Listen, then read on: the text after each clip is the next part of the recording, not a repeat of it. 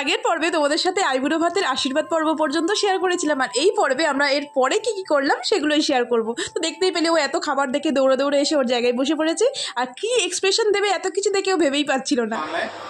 মনটা আমার কেমন যেন খুব খুশি হলো। তোমাদের সবাই ভালোবাসা এন্ড প্রীতি শুভেচ্ছাতে অবভিয়াসলি প্রীতিতে হ্যাঁ বলতো হ্যাঁ খুব ভালো লাগছে, খুব খুশি। এরপর সব খাবার অল্প অল্প নিয়ে বনি ওকে ফার্স্ট খাইয়ে দেয়, তারপরে ও সব খাবারটা একাই খেয়ে নিয়েছিল। তো তারপরে আমরাও সবাই একসাথেই লাঞ্চটা করেছিলাম। তো রবিবার দুপুরে এমন জমিয়ে লাঞ্চ করার পরে সবাই তো এখানে শুয়ে শুয়ে ল্যাথ খাচ্ছিলাম আর টিভিতে খেলা দেখছিলাম, ইন্ডিয়ার ম্যাচ চলছিল। তো অত কিছু খাওয়ার পরে তো কেকটা আগে আর খাওয়া হয়নি, ওই জন্য বিকেলবেলা সুন্দর করে আবার ডেকোরেশন করে কেকটাকে সবাই মিলে কাটিং করি। হ্যাপি ভাইবুড়ো ভাত টু ইউ, হ্যাপি ভাইবুড়ো ভাত টু ইউ। পর হয়ে গেল আইবুড়োটা কেটে দিলি, বাস গল্প গানি শেষ। তুই কেটে তুই খেয়ে নিচ্ছিস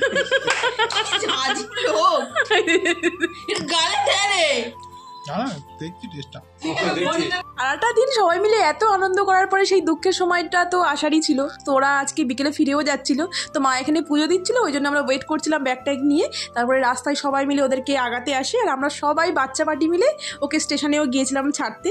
তো সবাইকে টাটা করে এখানে আমরা একটা ভ্যানেই সবাই মিলে উঠে চলে এসেছিলাম স্টেশনে।